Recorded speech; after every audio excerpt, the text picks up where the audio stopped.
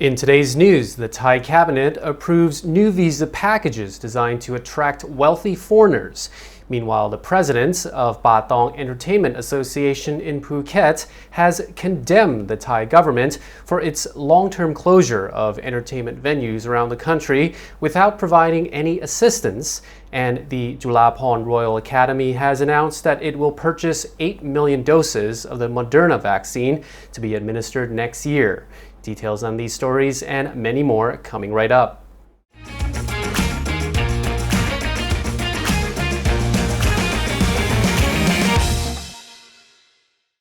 You're watching Thailand News Today, your Monday to Friday update for news in Thailand and beyond. We publish on the Thaiger channel along with our other shows like our Good Morning Thailand and Thaiger Bites talk shows, as well as our Morning Top Stories news roundup. Now, in our first story, during the search for a well-known expat on Koh Phi Phi Island who has been missing since Saturday, the body of a Thai man was found. According to the Thai language news outlet Thairat, officials suspect the Thai man died several days ago, around the same time 56-year-old Florian Hellerman went missing. Florian is from Austria and is the general manager of Zivola Resort on the island. A report from Phuket News says the expat has been working on Koh Phi Phi for nearly 2 decades and was loved by locals. He was last seen walking alone through the island's Lam Thong area, headed towards Ao Nui.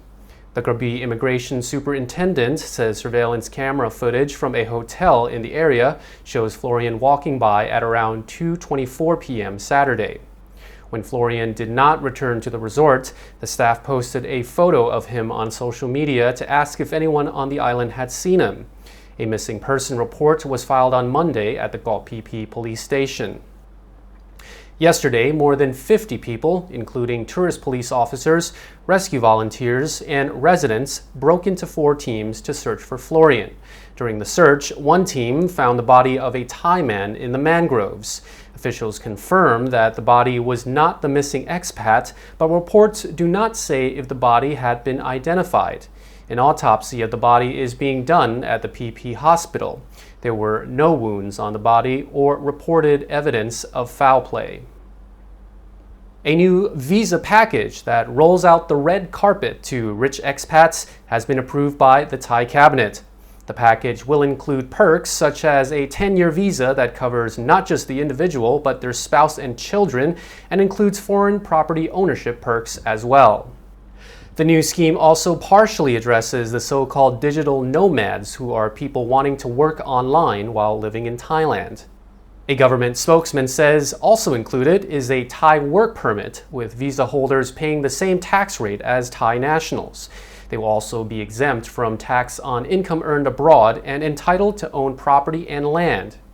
Of the 4 targeted groups, the first are wealthy international travelers who will have to invest at least 500,000 US dollars or 16.5 million baht in government bonds, either through foreign direct investment or real estate. They'll also need to have earned at least $80,000 a year for the last 2 years and own assets worth at least $1 million.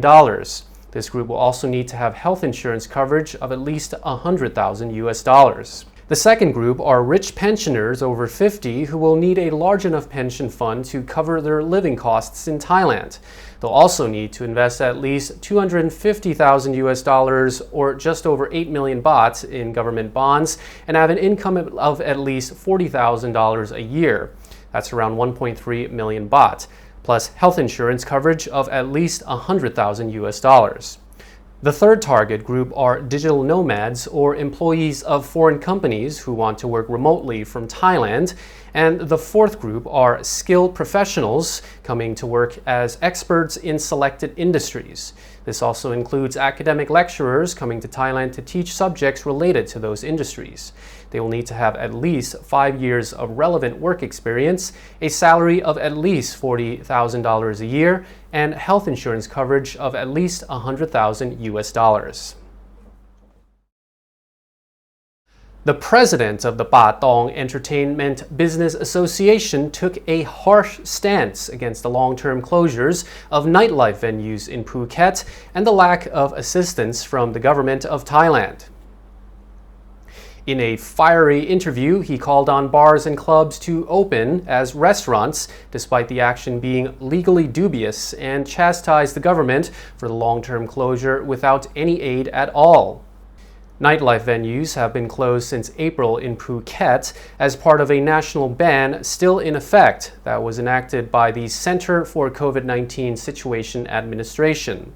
The president of the Patong Association reportedly complained that the CCSA has allowed restaurants to reopen without serving alcohol, though we all know that many restaurants are often found to be serving alcohol anyway, while entertainment venues must still remain closed.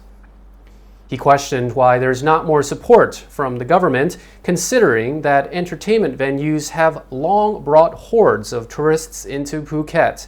The president even had a pointed bar for Phuket officials that have seemed unmotivated to speed up any action to help entertainment and nightlife venues, pointing out that it's been easy to issue orders to close the venues, but seemingly impossible to issue orders to help fix anything or provide assistance for them.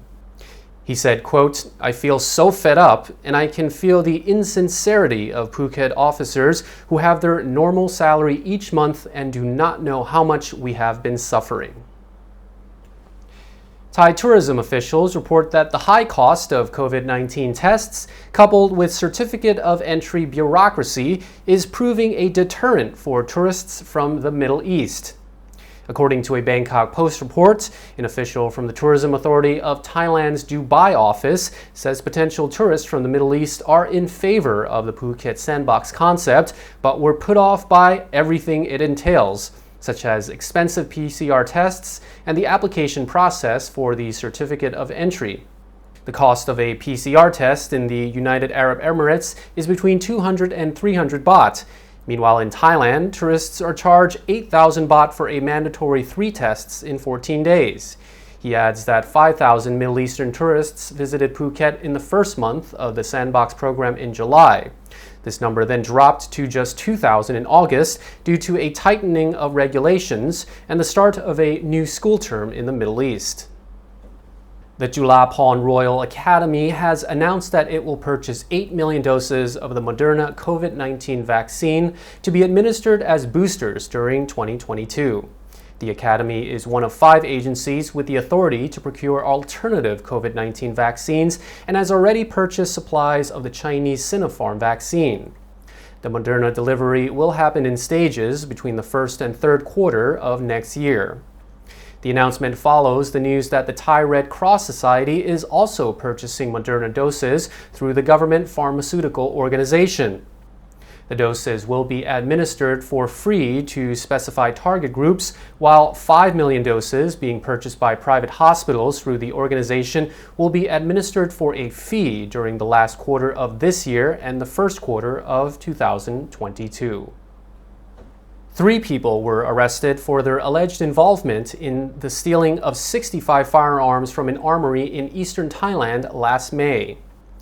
2 of the suspects are members of the Thaiger Volunteer Defense Corps and allegedly stole the pistols and shotguns from the armory at the province's Central District office where they worked. The other suspect allegedly purchased the guns. The nation Thailand says the suspects have been charged with stealing from a government building, receiving stolen goods, and possessing firearms without a license. Police are still investigating to determine if there were other people involved. A source says the suspects have allegedly confessed to repeatedly stealing guns. A man has been arrested for allegedly killing another man with a hand truck in Chonburi last Saturday for staring at him. The 34-year-old suspect has been charged with murder after he allegedly beat a 42-year-old to death with a handcart. The suspect has allegedly confessed to the murder and performed a reenactment of the incident yesterday.